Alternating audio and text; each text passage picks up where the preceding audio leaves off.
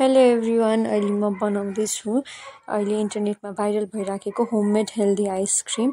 यसको लागि मैले तातो दुधमा अलिकति मिक्स नट्सहरू जस्तै काजु, बदाम अनि त्यसपछि मखाना र डेट्स हालेँ। त्यसमा ओट्स पनि हालेँ।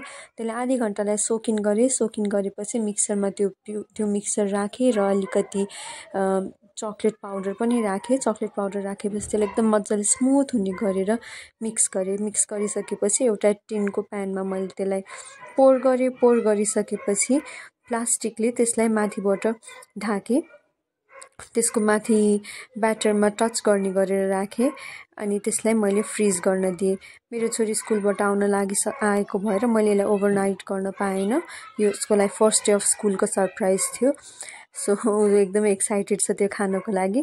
यो एउटा सफ्ट सर्भ आइसक्रिम जस्तो बनेको थियो। तर साँच्चै भन्नुपर्दा यो एउटा ओभरनाइट ओट्सलाई प्युरे गरेर अनि फ्रोजन गरे जस्तै हो। टेस्टमा एक्ज्याक्ट आइसक्रिम जस्तो त छैन, तर बच्चा बच्चीलाई आइसक्रिम भनेर कन्भिन्स गरेर खुवाउन चाहिँ सकिन्छ।